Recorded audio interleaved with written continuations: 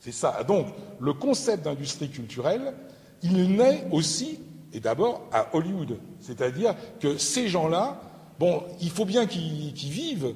Hein, notamment, il y a un certain nombre d'auteurs. Alors, entre parenthèses, c'est amusant parce que vous avez des gens qui étaient, par exemple, assez communisants à l'époque.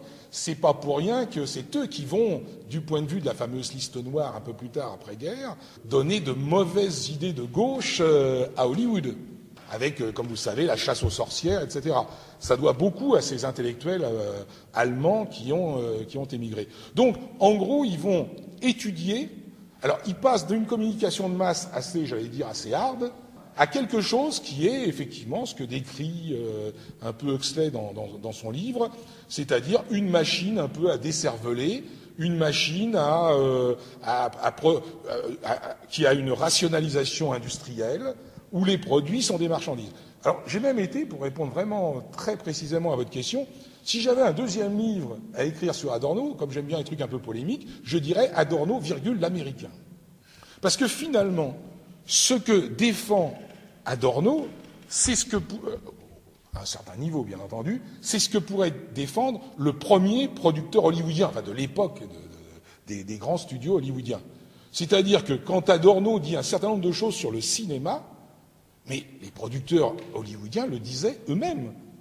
Nous avons effectivement tout un arrière-plan franco-français par rapport au cinéma, notamment au niveau critique, l'idée du 7e art, cette idée alors très intéressante de gauche sur le cinéma populaire, comme il y a eu des tentatives de théâtre populaire, les ciné-clubs, il ne faut pas oublier, liés à la CGT, au PCF, etc., qui font qu'il y a un moment donné, ou des auteurs, comme les historiens du cinéma, comme Georges Chadoul, par exemple, où il va y avoir une défense ce qui peut être éventuellement pour Adorno un bon serpent de mer, mais d'un bon cinéma populaire.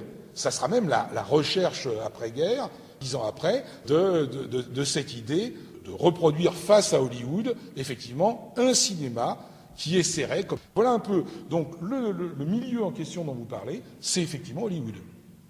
Et sa rationalisation.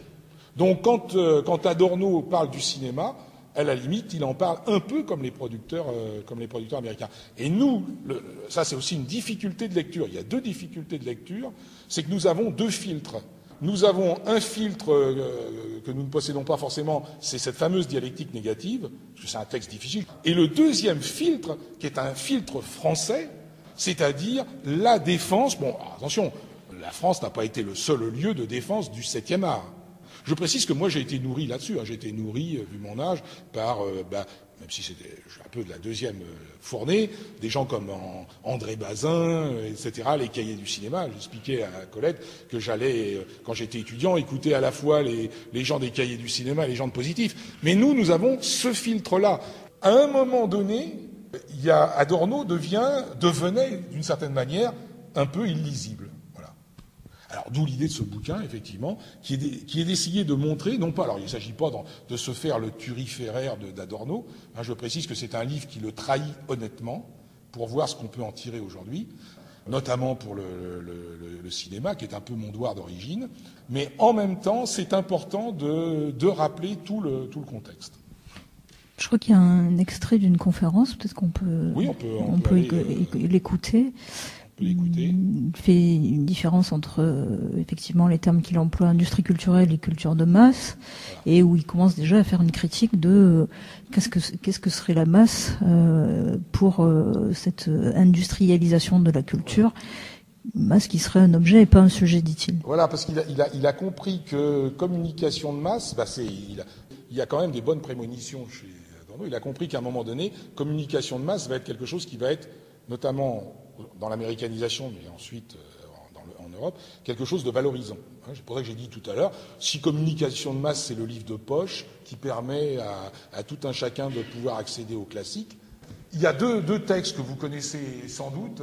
Bon, vous connaissez au moins, peut-être plus d'ailleurs, le nom de Walter Benjamin, parce que c'est quelqu'un, j'allais dire, qui lui a le vent en poupe aujourd'hui contre Adorno. Alors je précise, Walter Benjamin écrit un texte qui s'appelle « L'œuvre d'art à l'ère de sa reproductibilité technique », où il est le premier, avec Paul Valéry d'ailleurs, qui va citer en exergue de son texte, à mettre le doigt sur quelque chose d'important, c'est le lien avec notamment les nouvelles technologies de 1895, c'est-à-dire le phonographe, le cinématographe et la photographie qui existait déjà depuis un certain temps.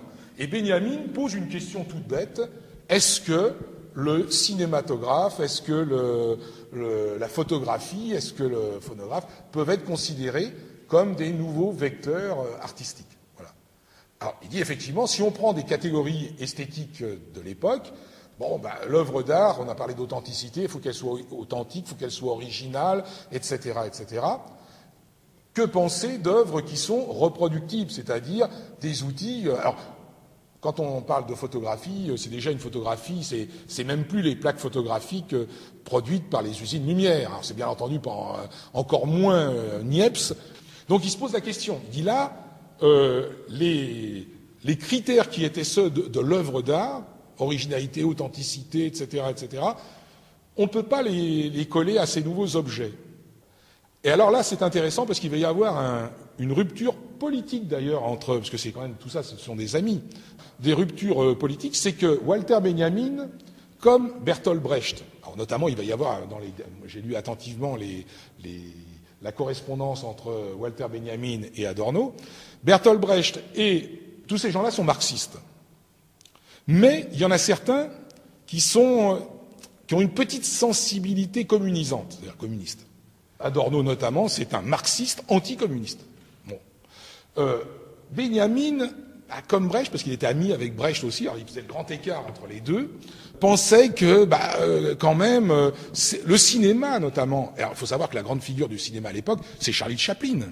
Est-ce que Charlie Chaplin, c'est pas le nouveau Molière? Est-ce qu'on peut biffer comme ça Charlot, planétairement connu, alors qu'il a fait des films formidables? Donc la question que pose Benjamin, c'est ça. Alors il y répond d'une certaine manière. Il dit, et là il cite aussi Paul Valéry. Il dit il faut peut-être changer, et c'est ce que les gens reprennent aujourd'hui, enfin un certain nombre de chercheurs. Il faut peut-être changer le concept d'œuvre d'art. Voilà. Donc c'est ça la piste de Benjamin. Mais vous remarquerez qu'il parle, lui, de reproductibilité technique. Horkheimer, Adorno, qui le suivent, mais en même temps, qui sont de la même époque, eux, ils lisent le texte, et ce qu'ils voient dedans, notamment au travers de leur propre expérience, c'est qu'il faut injecter un mot qui est industrie ou industrialisation. Il ne faut pas se contenter de parler de reproductibilité technique. D'où, effectivement, et là je vais arrêter là-dessus, et puis on va écouter Adorno, d'où l'idée, effectivement, de forger un nouveau concept, qui est le concept de Kulturindustrie, pour pallier un manque, en sachant que la production industrielle de biens culturels est la traduction française d'un essai d'Adorno et d'Horkheimer qui s'appelle Kulturindustrie. Et alors, ce qui est important, là il faut le dire, c'est que la dialectique de la raison est un texte assez compliqué, mais fondamental, parce qu'il y est traité de la crise de la rationalité dont nous avons parlé tout à l'heure. C'est-à-dire que alors je parle beaucoup de parataxe, il y a une manière d'attaquer un objet sous des angles différents pour faire court. Dans la dialectique de la raison, vous avez un texte sur la Aufklärung, puisque la crise de la rationalité, c'est l'idée, qui a été ensuite reprise notamment par un certain nombre de penseurs, poètes, sur la rationalité qui, à un moment donné, échouait à Auschwitz. Ça, vous connaissez un peu ça.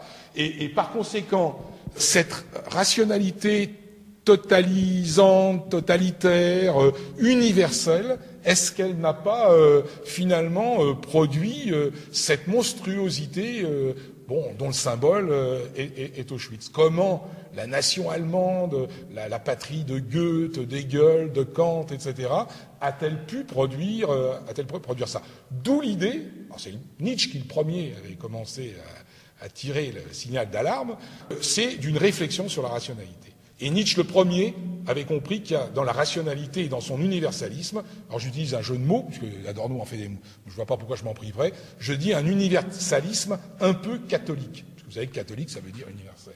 Donc, universalisme catholique, c'est qu'effectivement, à un moment donné, là, il y a un sous-chapitre qui s'appelle la raison du plus fort. C'est-à-dire que toute la question de la crise de la rationalité dont traite la dialectique de la raison, notamment au travers de la culture, mais pas seulement, Aufklärung, question de l'antisémitisme aussi qui est reprise, un texte sur ça. Aufklärung, ça veut dire penser du progrès ou penser en progrès, c'est ça? La dialectique de la... Aufklärung. Aufklärung, oui, c'est ça. Alors, Aufklärung, on pourrait traduire rapidement par les Lumières, les encyclopédistes, etc. Et une des traductrices avait dit, mais finalement, l'Aufklärung, c'est aussi un peu synonyme de raison. Donc, là aussi, c'est un peu polyvalent. C'est ce que dit Adorno à un moment donné quand il parle de constellation. C'est-à-dire les catégories, la dialectique négative s'oppose à la catégorisation. C'est plutôt une attaque d'où la parataxe, une constellation d'éléments qui vont permettre de tourner et de problématiser un concept ou un objet qu'on étudie. Et c'est ça, la dialectique de la raison, c'est une reprise en compte. Ça veut dire aussi, à un moment donné, ils ne sont pas les seuls à le faire, comme je le montre, c'est une autre manière de se libérer de la fameuse grande dissertation philosophique, avec un début, un milieu et une fin. Donc ça, c'est important. Et la Kulturindustrie, c'est un des éléments de la dialectique de la raison. C'est-à-dire que c'est une réflexion sur la crise de la rationalité dans le secteur de la culture.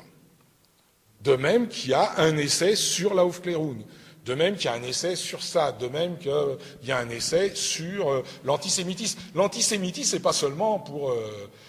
parce qu'Adorno, Horkheimer serait juif. En plus, Adorno a une situation un peu compliquée, puisque le W, Adorno, c'est le nom de sa mère, qui l'a baptisé, qui était catholique et cantatrice. Le W, c'est le nom de son père, c'est Wiesengrün, qui lui était juif. Vous savez que alors d'ailleurs, un certain nombre de ses contemporains juifs lui ont reproché de ne pas être juif. C'est un peu compliqué, toute cette affaire. Ce qu'on peut dire, et ça j'essaie de le montrer, mais on ne peut pas le voir ce soir, c'est qu'Adorno, finalement, est assez fidèle à une reprise d'une certaine dimension judaïque de la philosophie, par opposition à, finalement, cet universalisme un peu trop catholique de la raison. Un exemple, moi j'avais toujours lu Kafka avec ce filtre-là, c'est ce qu'il dit de Kafka. Kafka, nous le lisons au travers du filtre existentialiste, c'est-à-dire mort de Dieu, Dieu est mort, l'arpenteur, on n'arrivera jamais au centre parce que Dieu n'existe pas. Dans la métamorphose, pareil, et Adorno dit, mais non, on peut lire les textes de Kafka autrement, c'est-à-dire comme la notion de changement de point de vue. C'est-à-dire, alors, il dit, l'arpenteur n'arrivera jamais au centre, pas du tout parce que Dieu n'existe pas, mais parce que dans la tradition juive, y compris sécularisée, parce que Adorno, je crois que c'est croyant en Dieu, c'est absolument pas le problème, comme Woody Allen, etc., même si ça n'a rien à voir. Dans cette tradition-là, vous savez qu'on ne peut pas prononcer le nom de Dieu. Alors du coup, je me suis mis à relire Chouraki, voir un peu la traduction de la Bible. Alors, bon, vous savez qu'on traduit le nom de Dieu uniquement avec des consonnes. Ce qu'il dit tout simplement, c'est que dans la philosophie un peu catholique, il y a toujours l'idée qu'à un moment donné, on se donne un programme intellectuel, notamment l'Aufklärung, dans la pensée encyclopédique, et avec cette idée qu'un jour on pourra remplir ce contrat. Dans la tradition judaïque, via le Talmud, etc., on sait que jamais on ne remplira ce contrat. Donc, l'arpenteur, il n'arrivera jamais au bout, parce que jamais la totalité, on arrivera à la dire complètement. Vous voyez ? Alors ça, c'est tout à fait intéressant, d'où la notion de parataxe que j'ai tellement mis en valeur là-dedans, et que j'ai découvert lors de ma thèse, c'est-à-dire qu'on ne peut plus faire de discours englobant comme, même si Adorno doit beaucoup à Hegel, comme la phénoménologie, etc. Donc la dialectique de la raison, il le dit, ce sont des fragments. Alors je répète, ils n'ont pas l'exclusivité des fragments. À l'époque, bien d'autres auteurs, y compris en France, ont travaillé sur le fragment. Pour la métamorphose, par exemple, il dit la métamorphose, c'est simplement un changement de point de vue. Alors, c'est pas sans rappeler un autre auteur de science-fiction, d'ailleurs, H.G. Wells, dans la guerre des mondes. La guerre des mondes, c'est quoi? C'est que tout d'un coup, une espèce d'anti-humanisme, non pas théorique comme aurait dit Althusser, mais un anti-humanisme basique, c'est-à-dire qu'il y a des gens qui viennent d'une planète, qui nous prennent pour des animaux, et qui eux-mêmes seront détruits parce qu'à un moment donné, il y aura des virus. Oui, excusez-moi.